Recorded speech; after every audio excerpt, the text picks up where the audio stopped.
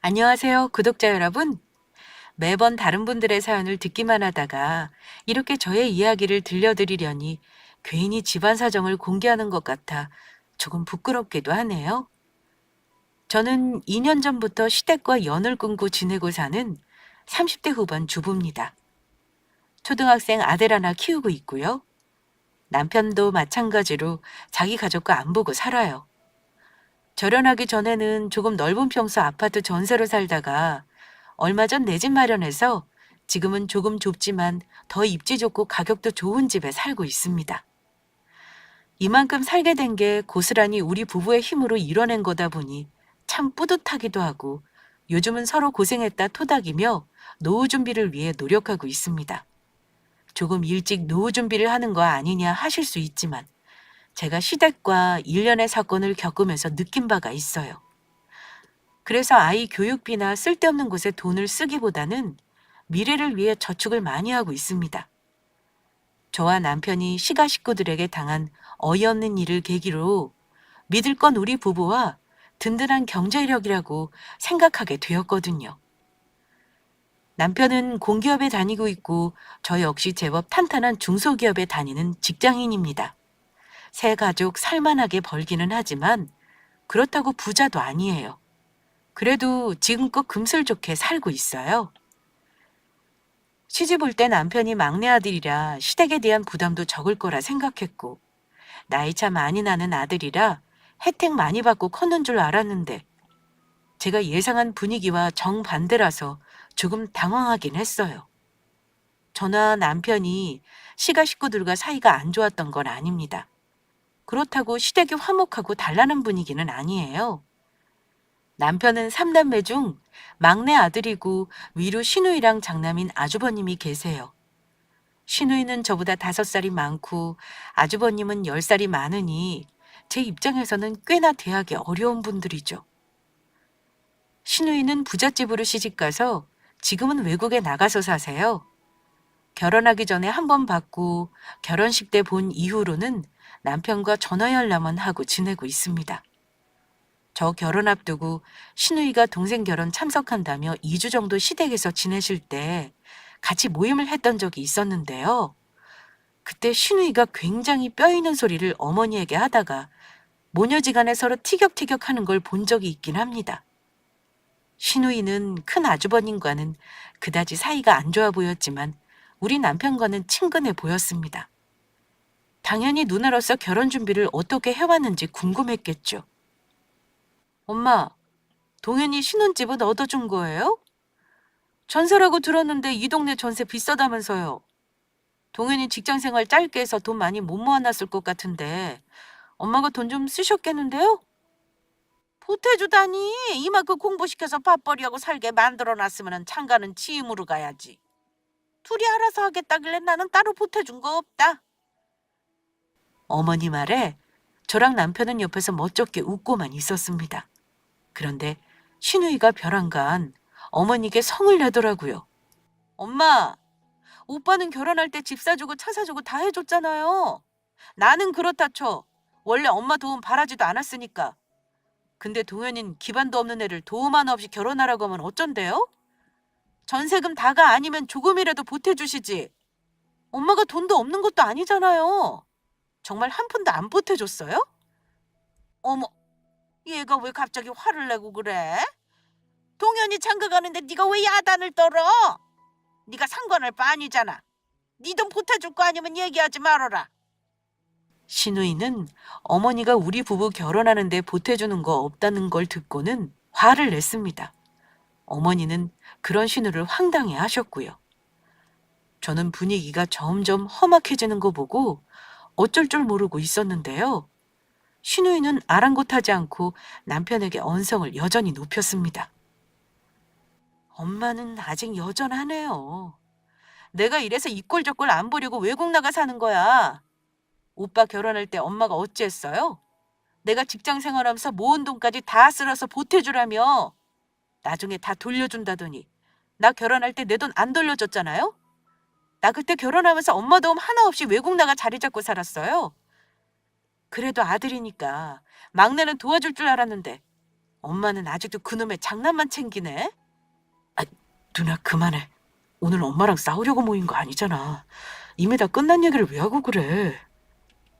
남편이 누나를 말렸지만 제가 볼 때는 신우이랑 어머니랑 성격이 똑 닮아서 둘 중 어느 한쪽이 물러서지를 않았습니다. 너는 몇 년 만에 식구들 보겠다고 한국에 왔으면 조용히 동생 결혼식 참석하고 돌아가. 왜 가만히 있는 사람들 두수셔서 분란을 일으키려고 해? 그리고 내가 네 오빠 니들하고 같다고 생각하는 거냐? 다를 건 뭔데요? 오히려 오빠가 우리 집 재산 축 냈으면 축 냈지 보탠 적은 없을걸? 아, 됐어요, 됐어. 그냥 혹시나 해서 물어본 건데 동현이만 불쌍하네.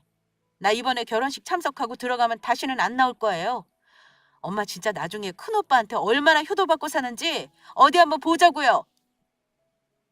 결혼도 하기 전에 시가 식구들의 불화를 마주하는 것만큼 불편한 일은 없을 겁니다. 어찌할 바를 모르는 와중에 분명한 건 어쨌든 신우이는 우리 부부들을 안쓰럽게 생각하고 있었다는 거였어요. 사실 우리 결혼할 때 시어머니가 도움 줄 여력이 없다는 건 미리 들어서 알고 있었습니다. 그런데 실제로 느낀 건 시댁이 그리 못 사는 집이 아니라는 거였어요. 살고 있는 아파트도 40평대 대출이 없다고 들었고 월세 나오는 상가도 하나 노후 대비 삼아 가지고 있다고 들었거든요. 남편도 자기 엄마가 현금을 얼마 들고 있는지 모른다는 걸로 봐서 돈이 없는 분이 아닌 건 확실했습니다. 그냥 막내 아들 결혼 비용 도와줄 생각이 없으셨던 거죠. 신우이에게 듣기로는 아주버님은 어머니가 지원을 많이 해주셨더라고요. 장남을 유독 차별하는 집이 아직 주변에 꽤나 있는 건 사실입니다. 시어머니 역시 아주버님이 거의 집안의 자랑이자 희망이셨던 것 같습니다. 장남이 잘 되어야 줄줄이 동생들도 잘 되라는 생각을 뼛속까지 새기고 있는 분이셨어요. 아주버님은 사업을 하셨는데 아마 몇 번 말아먹고 또 시작하고를 여러 번 반복하면서 시댁 재산을 많이 털어먹은 듯 했습니다. 그래서 장가를 늦게 간 편이고 아이도 어렸어요. 신우이는 나중에 저에게 이런 말을 해줬습니다. 옳게, 내가 미국에 사느라 많이 챙겨주지 못해서 미안해. 우리 동현이랑 결혼하는 거 진짜 고마워. 동현이가 와이프 하나는 잘 얻은 것 같아서 안심이 되네. 내가 많이는 못 보태주지만 이거 살림에 보탰어. 어머 형님, 힘들게 먼 길 오셨는데 무슨 돈을 이렇게나 많이 주고 그러세요. 저희 필요한 건 이미 다 있으니까 이건 넣어두세요. 누나가 동생 결혼하는데 아무것도 안 하는 게 말이 돼? 걱정하지 마.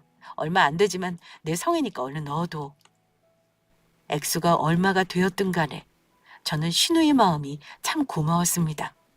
그러면서 신우이가 하는 말이 이랬어요. 내가 우리 집 욕은 내 입으로 참아 못하겠다. 아마 옳게도 살면서 차차 알게 될 거야. 나는 우리 집에 잘하라는 말은 하고 싶지 않아.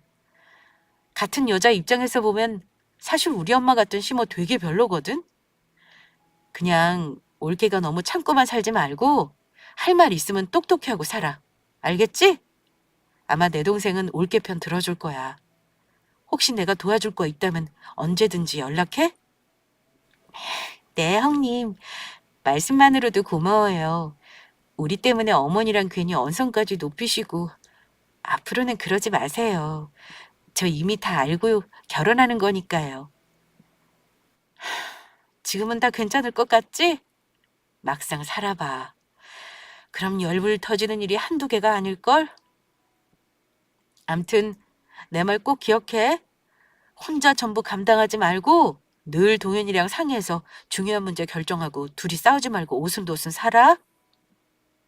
그때는 신우의 말이 고마우면서도 시어머니가 뭐 그리 별로라는 건지 잘 와닿지 않았는데요. 결혼하고 나서야 왜 신우이가 그렇게 울분에 차 있었는지 알게 되었습니다. 지금 생각하면 신우이가 아마 자라면서 시어머니에게 서운한 게 많았겠구나 싶어요. 그래서 신우도 외국 나가 살면서 우리 부부처럼 거의 절연하다시피 사는 거겠죠. 가만 보니 시어머니는 자식이 3명이나 있지만 모든 중심이 큰아들이었습니다. 그렇다고 큰아들 내외가 할 도리를 잘했느냐면 그것도 아닙니다. 늘 먹고 살기 바쁘다는 핑계로 집안 대소사를 잘 챙기지도 않았어요. 저 결혼 준비할 때 어머니가 저에게 집안 행사 리스트 적으신 걸 건네셨는데 거기엔 집안 어른들 생신, 제사, 시부모님 결혼 기념일, 심지어 아주버님네 결혼 기념일까지 있었죠. 결혼하고 나서 제가 형님이랑 같이 챙기는 줄 알았지만 단언컨대 어머니에게 불려다니면서 시달린 쪽은 형님이 아니라 저였습니다. 임신했을 때도 그렇고 애 낳고도 저는 단 한 번도 제사 장보기, 음식하기, 집안 행사 빼놓은 적 한 번도 없어요. 힘들었지만 당연히 해야 한다는 마음가짐으로 했습니다. 그때는 체력적으로 가능하기도 했고요. 그런데 문제는 저 결혼하고 나서 시아버지가 1년 만에 갑자기 돌아가시고 난 후로 시작됐습니다. 어머니는 유독 아주버님을 많이 챙기긴 하셨어요. 아마 그때부터는 집안의 가장 큰 어른이 아주버님이라고 여기신 듯 합니다. 하지만 안타깝게도 아주버님 성품이 온 가족을 잘 이끌 만큼 그리 훌륭한 분이 아니었습니다. 아주버님은 집안에서 온갖 지원과 혜택은 다 받으셨으면서도 동생들에게는 인색하신 분이셨거든요. 문제는 그런 아들을 어머니가 감싸고만 두시고 나중에 큰아들 가족을 건사해야 할 상황에서도 희생을 마다하지 않으셨어요. 결혼해서 우리 부부가 큰애 낳고 기르는 동안 시아주버님이 말아먹은 가게만 2번이었는데 매번 다 죽어가는 꼴로 시어머니에게 돈을 달라고 하면서 위기를 넘겼습니다. 어머니 돈으로 도와주는 거니 제가 뭐라 할 수는 없지만 저러다 노후자금으로 아버지가 남겨주신 재산을 다 털어먹겠다 싶었습니다. 하지만 며느리인 제가 어머니에게 이래라 저래라 할 일은 아니니 알아서 하시겠거니 하고 말았죠. 결혼 초반에는 제가 생각해도 고구마였던 일이 많았어요. 저도 착한 며느리병이 있었는지 시댁 종노릇을 사서 하기도 했고요. 남편은 저한테 시댁에 잘하는 거 바란 사람은 절대 아닙니다. 남편이 시킨 적도 없고 오히려 남편은 차별받고 자라서 시어머니 챙기는 거 귀찮아했어요. 오히려 남편은 차별받고 자란 자기 집보다 우리 친정에 가는 걸 더 좋아했습니다. 우리 친정이야 딸만 셋이니 큰 사위인 우리 남편을 정말 좋아했죠. 그야말로 큰아들처럼 대해주셨고 뭐든 챙겨주려고만 하셨거든요. 오죽하면 한 번은 남편이 이런 말까지 하더군요. 나는 우리 집 가면 맨날 차별당하고 뭐 내놓으라는 엄마 때문에 골치 아픈데 처가에 오니까 자식 대접받는 것 같아서 좋아. 장인어른이랑 장모님이 나한테 의지하시는 것도 인정받는 기분이 들거든. 사소한 거지만 장모님이 와서 밥 먹으라고 불러주시는 것도 좋네. 당신도 굳이 우리 엄마한테 잘하려고 할 거 없어. 나도 그다지 효자가 아니니까 그냥 처가랑 잘 지내고 싶어. 별걸 다 좋아한다고 한다. 당신은 대체 집에서 무슨 대접을 받고 산 거야? 내가 보니 어머니는 완전 큰애들 바라기시던데? 이 정도일 줄은 몰랐지. 남편은 명절이나 시댁 행사에 제가 먼저 가서 음식한다고 하면 형수님도 일찍 안 오는데 왜 내가 먼저 가냐고 쉬다가 늦게 가자고 하곤 했어요. 근데 저는 친정에서 보고 자란 것도 있는데다 며느리니까 큰 며느리, 둘째 며느리 따지지 않고 할 수 있는 사람이 하는 게 맞다고 생각했습니다. 시어머니도 그런 제가 마음에 드시는지 흡족해 하셨고요. 남편도 자기는 어머니에게 살갑게 못하는데 저라도 중간에서 소통해줘서 고맙다는 말을 하긴 했습니다. 하지만 늘 애쓰는 저에게 그럴 필요 없다고 적당히 하라고 뭔가를 체념한 사람처럼 얘기했었죠. 저는 이 집에 며느리로 들어와 멀었던 남편과 시어머니 사이를 이어주는 역할을 하는 사람이라고 단단히 착각을 했던 것 같습니다. 하지만 제가 잘해도 시어머니가 고마워하시는 건 그때뿐이었고요. 몇 번 중요한 순간에 큰 차별을 겪은 적이 있었습니다. 그런데 그때마다 신우 말이 떠오르더라고요. 사실 아무리 가족이라지만 모든 허물을 참아주고 이해하지 못할 것 같은 순간들도 있었습니다. 가령 제가 아이 낳고 산후조리하는 동안 어머니는 가까이 살면서도 밥 한 번 챙겨주신 적 없었고요. 오히려 3, 7일 전에 아기 보러 오셔서 저에게 밥 차리라고 하셨던 분입니다. 아들 저녁 찬거리 부실하다고 타박도 하셨고요.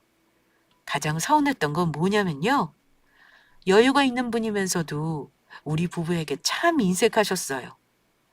우리 앞에서는 돈이 없어서 모두 못했다고 죽는 소리를 하시던 분이 형님 내외에게 매달 가사 도우미 비용을 포함해 200만 원씩 지원해줬다는 사실을 알았을 때 제일 서운했던 것 같습니다.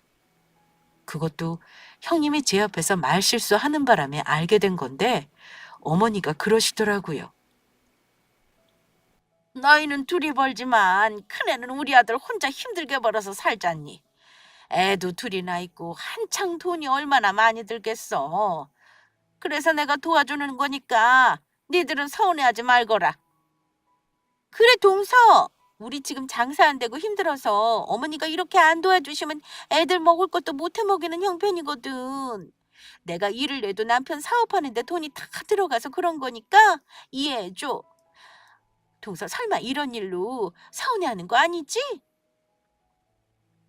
저는 표정 관리를 못하고 있었는데요. 그러자 남편이 서운해하는 저 대신 한마디 하긴 했습니다. 알았어요, 알았어. 어머니는 나중에 형하고 형수한테 전부 돌려받으시면 되겠네요. 형수님, 나중에 우리 어머니한테 효도 잘하셔야겠어요. 형수님도 다 나중 일 생각하시고 어머니 도움 받으시는 거 맞죠? 엄마도 우리한테 아마 많이 안 바라시니까 형하고 형수님한테 다 퍼주시는 거겠죠? 이해합니다. 나중에 우리더러 효도해라 어쩌라 소리만 마세요. 남편이 저리 말을 하니 형님은 떨떠름한 표정만 지을 뿐 아무 말 안 하시더군요. 저에게 그만큼 안 해주셔서 서운하기보다는 뭐랄까요? 기분이 좀 그렇더라고요. 온갖 집안 대소사는 제가 챙기는데 어머니는 그런 제가 애 낳았을 때 우리 아들 베넷저고리랑 내복 이불 세트 사주신 게 다였거든요. 그것도 저는 감사하다고 했고요. 그런데 매달 200만 원씩 형님을 주셨다는 걸 알고 나니까 그냥 내가 지금 이 집안에서 무슨 존재인가 싶어 허무한 마음이 들더라고요. 아무튼 요점은 결혼하고 9년 동안 시댁이랑 가깝다는 이유로 시부모님 뒤치다거리 전부 우리가 다 했다는 겁니다.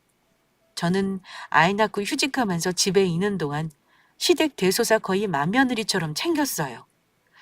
시어머니가 무릎 수술하셨을 때 간병도 제가 아이 없고 했었고 시어머니가 어디 운전해달라고 하시면 같이 가드리기도 했고요.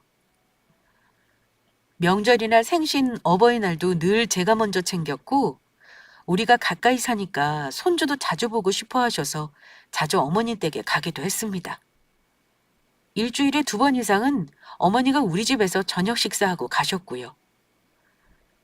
힘들었지만 그렇게 했던 이유는 우리 친정 부모님도 생각이 옛날 분들이셔서 시집 가면 시부모도 내 부모니까 그렇게 해야 한다고 하셨고 친정엄마가 친할머니한테 참 잘하신 거 보고 자란 탓에 그게 맞는 거라 생각했습니다. 하지만 시간이 갈수록 저만 부려먹고 장남에게만 퍼주는 시어머니 태도에 점점 진절머리가 나기 시작했는데요. 문제는 그때만 해도 연을 끊고 살만한 용기는 없었다는 겁니다. 그래도 어머니 돈으로 시숙에게 재산을 퍼줬지 우리 부부 돈을 아주버님에게 줘야 할 일은 없었으니까요. 그런데 집안의 구멍 같은 존재는 기어이 그 집안 돈을 말라붙게 한다더니 그 말이 딱 맞더라고요. 늘 아주버님이 하는 짓이 조마조마했는데 온 가족을 흔들리게 하는 사고를 치고야 말았습니다. 어느 날 남편이 어머니 전화와 아주버님 전화를 번갈아 봤더니만 돈이 없다는 둥 말이 오가고 뭔가 심상치 않은 대화를 하는 겁니다. 남편이 한 번도 보인 적 없는 모습이라 저도 너무 걱정이 되더라고요. 여보, 무슨 일인데 어머니랑 아주버님이 번갈아 전화를 다 하시는 거야? 혹시 무슨 안 좋은 일 생겼어? 남편은 한숨을 내쉬더니만 엄청난 얘기를 하기 시작했어요. 큰일 났다, 여보. 형이 이번에 제대로 큰 사고를 쳤나 봐. 우리까지 피해보게 생겼으니 어쩌냐? 뭐? 설마 뭐 어디 빚보증이라도 잘못 산 거야? 빚보증 서는 게 차라리 낫겠다 싶네. 형 대출 사기당해서 살고 있는 집 전부 날릴 판이래. 근데 하필 엄마 집에 담보대출까지 싹 끌어다 썼나 봐. 엄마 집도 날려먹기 일보 직전이라는데 어쩌냐. 나도 미치겠다. 형이 알아서 해결하게 놔두라고 하고 싶은데 어머니 집이 날아가게 생겼으니 모른 척 할 수도 없고 큰일이다. 뭐? 어머니가 집 담보대출까지 아주버님 해주신 거야? 하긴 어머니라면 충분히 그러실만 하지. 왜 안 그러시겠어. 근데 집 넘어가면 어머니는 어쩌실 거래? 그게 어머니가 일단 우리 집에서 당분간 살겠다고 하시는데 어쩌냐? 일단 당신은 아무 말 말고 있어. 내가 이번 주말에 어머니 댁 가서 전부 해결할게. 아무 걱정하지 마. 걱정을 어찌 안 해. 이런 일이 있는데 우리라고 모른 척 할 수 있겠어? 나도 같이 가서 얘기하자. 일단 어머니 생각을 들어봐야지. 이미 어머니는 우리와 살겠다는 마음을 먹으신 듯 했습니다. 저는 너무 답답했어요. 사기를 당하던 사업을 말아먹든지 간에 나이 40 한참 넘어 50이 다 된 아들이 알아서 할 일 아닌가요? 노모에게 온 가족이 의지해서 사는 걸 당연한 듯 여기는 아주버님 내외도 이해가 안 갔습니다. 그리고 결국 우리에게 불똥이 튀어 어머니가 우리 집에서 같이 사시겠다니요. 저는 어머니랑 가까이 살면 살았지 같이 사는 건 생각해 본 적이 없었는데 생각만 해도 숨이 막히는 기분이었습니다. 가족들이 모인 자리에서 저는 결혼해서 처음으로 언성을 높였던 것 같아요. 어머니, 어쩌자고 집을 담보까지 잡히셨어요. 아무리 어머님 집이라지만 그런 큰 돈을 담보 잡히셨으면 우리랑도 의논을 하셨어야죠. 이렇게 될 줄 알았겠니? 나도 기가 막혀 말이 안 나온다. 그렇다고 아들이 길거리 낳는 꼴을 볼 수는 없잖아. 어머니, 집 넘어가면 우리 집에서 사신다고 쳐요. 그럼 아주버님은 어쩌실 건데요? 아주버님도 집에서 나가셔야 한다면서요. 저기 통서, 우리는 당분간 월세 얻어서 지낼 만큼은 남았어. 진짜 동서한테 이런 꼴 보여서 미안하다. 당분간 어머니만 좀 모시고 있으면 우리가 해결해 볼게. 이번이 마지막이라 생각하고 좀 도와줘. 나도 니들한테 이런 부탁하게 될 줄은 몰랐어. 하지만 식구들끼리 이런 일 있을 때 돕고 살아야 하는 거 아니겠니? 둘째, 네가 워낙 잘하는 건 내가 모르는 것도 아니고 걱정 말어. 내가 나중에 너희들이 나한테 잘한 건 꼭 갚아줄 거다. 뭘 어떻게 갚아준다는 건지 솔직히 저는 관심도 없었습니다. 그건 남편도 마찬가지였고요. 아주버님 내외는 제가 언성 높이는 게 그다지 기분이 좋지 않으셨을 겁니다. 하지만 아쉬운 건 그쪽들이라 저에게 뭐라고는 못하시고 부탁조로 얘기하더군요. 우리 부부도 어머니 집을 얻어드릴 만한 목돈은 없었으니 그야말로 답답할 노릇이었습니다. 결국 저는 당분간 어머니를 모시고 살기로 어렵게 결정을 내렸습니다. 쉬운 결정은 당연히 아니었어요. 남편은 제가 나몰라라 해도 자기는 할 말이 없다고 했습니다만 등신같이 착해 빠진 제가 문제였죠. 다정도 병이라더니 그 말이 딱 맞더라고요. 아주버님 내외와 상의 끝에 아주버님이 가게에서 버는 돈으로 매달 생활비를 지원해 주시기로 하고 당분간은 우리 집에서 어머니를 모시기로 했습니다. 어머니가 원망스러운 건 둘째치고 노인네를 어디 단칸방으로 가시라 할 수는 없으니까요. 그나마 어머니가 집을 비워야 한다는 3달 동안 시간이 있어서 다행이었죠. 그동안 저는 집 정리를 하고 어머니 방을 마련해 드릴 준비를 할 계획이었습니다. 그런데 중간에 하필 추석이 끼었더라고요. 집에 이 난리가 났으니 이번에는 추석이고 뭐고 챙기고 싶지도 않았습니다. 하지만 어머니는 그 와중에도 그놈의 명절은 챙겨야 한답니다. 1년에 딱 2번 지내는 명절이고 아버지 제사도 안 지내는데 추석 때만큼은 차례를 지내야겠다고 고집을 부리셨습니다. 이번은 건너뛰자고 한마디 하려 했는데 웬일로 형님이 올해는 자기 집에서 상을 차리자고 하더군요. 그동안 저한테 미안했다면서요. 본인이 챙기겠다고 하니 저도 군말 없이 그러자고 하긴 했어요. 그리고 이번에는 저도 심란한 마음에 전날부터 가서 전부치고 음식하고 안 하겠다고 선언했습니다. 그러니 형님이 그러시대요. 그래, 이번에는 내가 알아서 할게. 그동안 나 먹고 살기 바쁘다고 동서가 애 많이 써준 거 알아. 암튼 힘든 시기에 동서가 큰 도움 준 거 내가 꼭 기억하고 있을게, 동서. 굳이 형님은 이 와중에 추석까지 챙기고 싶으세요? 어머니야 그렇다 쳐도 형님도 아주버님 사기 당하신 것 때문에 심란하실 거 아니에요.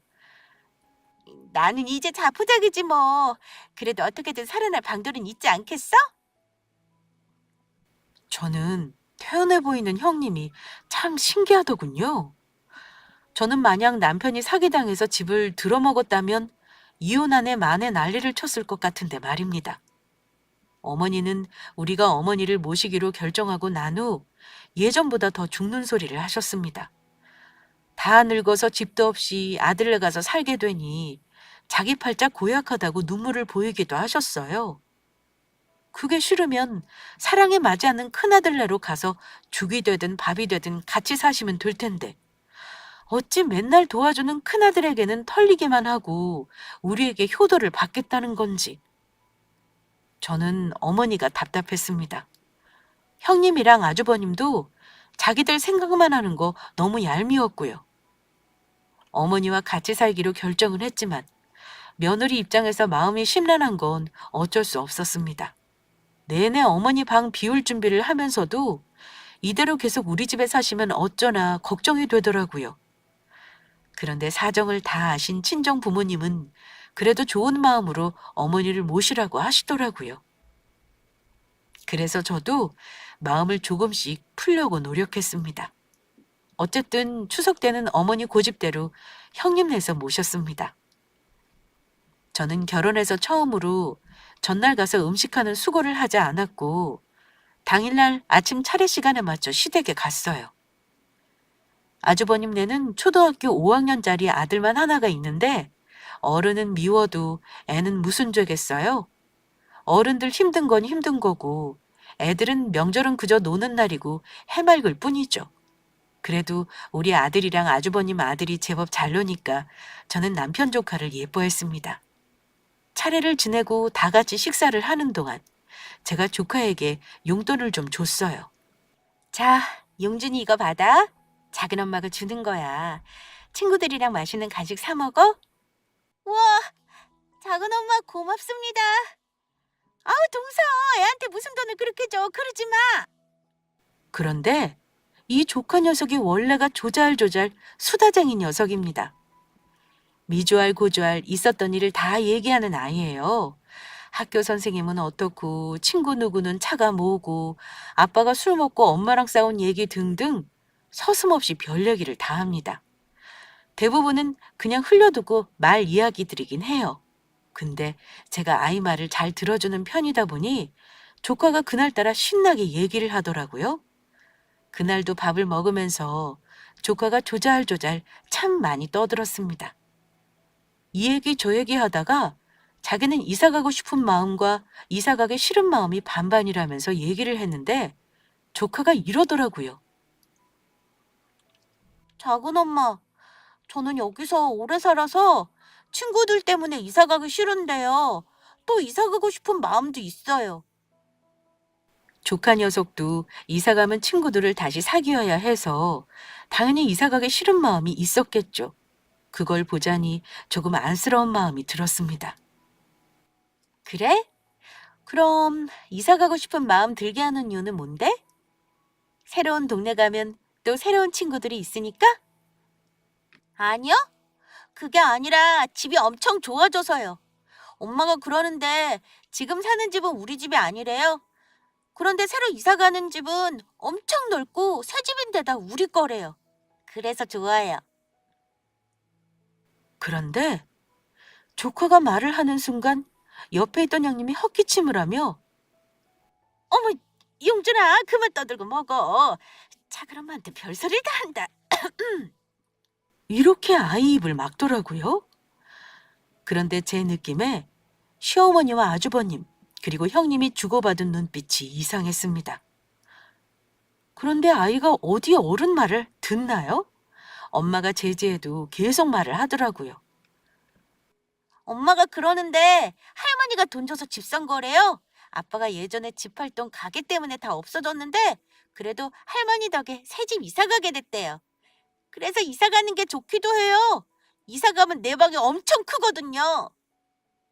저는 아이가 거짓말을 하지 않는다고 느꼈습니다. 어, 그렇구나. 용준이가 직접 들었나 봐? 할머니가 돈 줘서 집 샀다고 말이야. 좋겠다. 좋은 집으로 이사 가서. 그렇지? 네. 엄마랑 아빠랑 얘기하면서 엄청 좋아했어요. 할머니가 집 사줬다고요. 저는 시모와 다른 가족들 표정을 보고 알겠더라고요. 자세한 내막은 모르지만 분명 시어머니가 준 돈으로 형님 내외는 집을 산 게 사실이라는 걸요. 어머니는 엄청 당황했는지 숟가락도 떨어뜨리시더라고요. 어머, 용준이 쟤는 못 모르고 하는 말이야. 얘, 너 지금 표정이 왜 그러니? 내가 무슨 돈이 있어서 얘네 아파트를 사주겠어? 어머니는 당황하시며 이상한 변명을 하셨는데요. 남편도 저처럼 이상함을 느꼈는지 어머니에게 묻더라고요. 엄마, 그럼 용준이가 하는 말은 뭔 소리예요? 용준이가 거짓말을 할 리 없잖아요. 할머니가 돈 줘서 집을 샀다니요. 나한테는 사기당해서 집 넘어갔다더니만 설마 엄마 집까지 팔아서 형 다 주고 우리랑 살겠다는 거였어요? 그래요? 설마 아니죠? 그렇게까지 형 다 퍼주고 우리 속였다고요? 어머니, 솔직히 얘기해 주세요. 지금 확실히 하고 넘어가고 싶어요. 아주버님이 사기당한 게 맞긴 해요? 어머니 혹시 집 팔아서 준 거 정당하려고 우리한테 거짓말하신 건 아니고요? 저도 의심하고 싶지 않아요. 형님이 얘기해 주세요. 형님은 어머니와 아주버님 눈치만 보며 어찌해야 좋을지 모르는 얼굴이었습니다. 그때 아주버님이 갑자기 밥숟가락을 확 집어던지시면서 이러는 겁니다. 에이, 그만해! 내가 동생 놈 눈치 보면서 이런 일까지 꾸며야겠냐? 당당하게 받아도 되는 건데 이 지랄을 안 해. 재수 씨, 그거 그만하시오. 내가 다 얘기할 테니까. 실은 내가 어머니 도움이 좀 필요했어요. 그래서 어차피 나중에 재산 물려받을 거 지금 미리 달라고 한 겁니다. 상가는 남아 있으니까 그건 월세 나오는 거지 나중에 어머니 돌아가시면 상속받으면 되는 거고요. 어차피 우리 거 될 거라 미리 좀 받은 건데 지금은 어디서 눈을 부릅뜨고 따지고 듭니까? 우리 재산이지 재수 씨 재산은 아니잖아요. 글쎄 시숙이 하는 말이 본인 사업하느라 집 들어 엎은 건 맞고 대출도 많아서 그동안 돈을 모으기 힘들었답니다.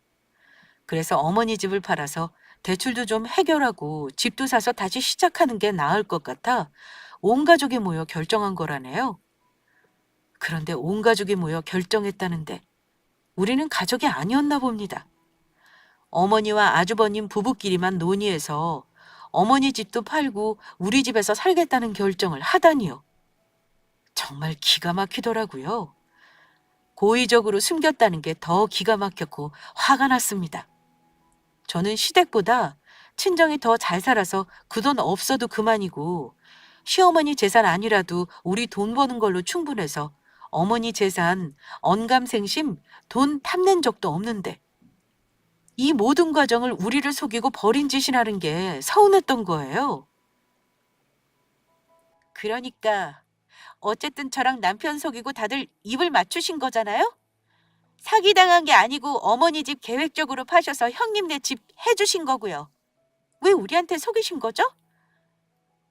내가 내 집 팔아서 아들 집 사준 게 뭐 대수라고 며느리 네가 따지고 노는 거니? 며느리는 며느리야.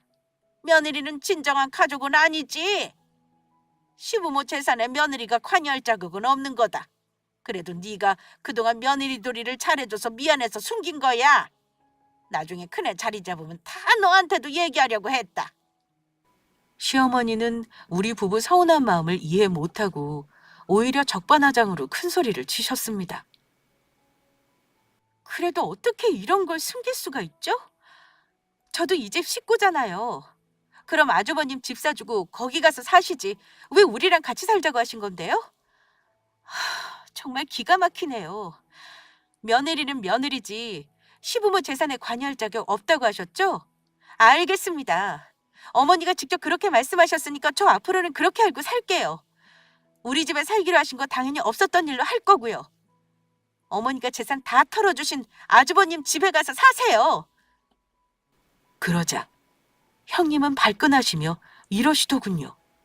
어머, 동서! 이미 얘기 끝난 거잖아. 우리는 어머니랑 같이 못 살아. 나도 어머니 불편하고 어머니도 우리랑 살면 치닥거리 하느라 힘드셔서 싫으시대. 기왕 이렇게 알아버렸으니까 좋은 마음으로 그냥 받아들이면 안 될까? 우리가 잘 살아야 동선에도 편한 거야. 우리가 지질이 궁상으로 살아봐. 동선은 마음 편할 것 같아? 이제 지질이 궁상으로 살든 말든 저는 안 보고 살 생각이라 상관없네요. 형님, 똑바로 알아두세요. 권리 없이 의무만 있는 자리는 없어요. 그런 사람을 호구라고 부르는 거라고요. 저는 그동안 호구짓 할 만큼 했으니 이제는 싫어요. 솔직히 너무 서운해요. 저 처음부터 말했으면 어머니 돈이니까 그러려니 했을 거예요. 근데 굳이 우리 속이면서 같이 살자고 하신 게 용서가 안 되네요. 저 오늘 이후로 이 집 식구들 안 보고 살 테니까 다시는 연락도 하지 마시고 오라가라 하지 마세요. 화낸 건 저뿐이 아니었습니다. 남편 역시 배신감에 부들거리며 언성을 높였습니다. 형수, 우리한테 이러는 거 아닙니다. 차라리 처음부터 의논했으면 이렇게 배신감 느끼지 않았을 거예요. 엄마도 진짜 너무하시네요. 집사람이 우리 집에 어쨌는지 다 아시면서 이럴 수 있어요? 솔직히 엄마 재산 탐나지도 않아요. 우리 둘이 벌만큼 벌고 처가는 우리 집보다 훨씬 잘 살아요. 우리 속이고 이런 짓 했다는 게 열받는 거라고요. 나도 이 사람 생각하고 같아요. 이 사람이 안 보겠다는데 나도 엄마는 형 보고 살 생각 없어요. 여보, 재현이 챙겨 집에 가자. 조카의 수다 때문에 어처구니 없이 모든 사실을 안 그날. 명절은 완전히 망쳤고 우리 부부는 형님 집을 나와 그대로 친정으로 와버렸습니다. 남편은 화나서 아무 말도 안 하는 저에게 그랬어요. 나 당신이 안 보고 살겠다는 거 100번 이해해. 나도 엄마랑 형한테 너무 서운하다 못해 그냥 배신감 느껴. 나를 가족이라고 생각 안 하는 사람들을 굳이 보고 살 생각 없으니까 당신 하고 싶은 대로 해. 당신 내 스타일 알지? 내 사람이라고 생각하면 잘하지만 아니다 싶어서 한번 돌아서면 다시는 안 보는 사람이야. 솔직히 그동안 살면서 서운한 게 한두 개가 아니라는 건 당신도 알고 있을 거라 생각해. 나 오늘 이후로 당신 가족 남이라고 생각할 거야. 어머니가 아까 한 말 들었지? 며느리는 며느리라며. 가족 아니라고 직접 말씀하신 거니까 앞으로는 그렇게 살 거야. 나를 이해한다면 절연하는 거 토달지 말고 존중해줬으면 해. 남편과 얘기를 나눠보니 남편도 가족에게 진절머리가 난다고 하며 안 보고 싶다 하길래 내키는 대로 하라 했습니다. 친정 부모님께는 자세한 말은 안 하고 그냥 서운한 게 있어서 시댁에 당분간 가지 않겠다고 말씀드렸어요. 그런데 친정 부모님은 그래도 며느리가 그러면 쓰겠냐고 무슨 일이든 이해해야 하는 거 아니냐고 하셨는데 제가 사정을 다 말씀드리니 그제야 노발대발하셨습니다. 어쨌든 그날 이후로 시댁에는 발걸음 안 하고 살고 있어요. 명절이고 제사고 2년 넘게 안 가고 있고 남편도 아예 형이랑 단절했고요. 물론 중간에 언성 높여가며 싸움도 몇 번 했습니다. 남편은 아주버님과 신랑이 하면서 그러더라고요. 형이 이제 다 알아서 해. 왜 나한테 그래? 어머니가 집도 해주셨는데 당연히 형이 모셔야지. 형이 장남이잖아. 이러고는 전화를 끊어버리더군요. 남편에게 듣자니 그 일 있고 1년이나 지났나요? 어머니가 털어서 마련해준 집까지 전부 말아먹었다고 하더군요. 그러니 남편에게 득달같이 연락을 한 거고요. 시어머니 역시 남편에게 전화를 엄청 하셨어요. 손주 보고 싶다거나 뭐 부탁하거나 아마 제가 발길 끊어버리니 불편한 게 많으셨을 겁니다. 한 번은 저에게도 연락을 하셔서는 예, 내가 생각을 해봤는데 내가 상가 월세 받는 거 있지. 나중에 그건 큰애랑 나누고 뭐고 할 거 없이 너한테 다 주마.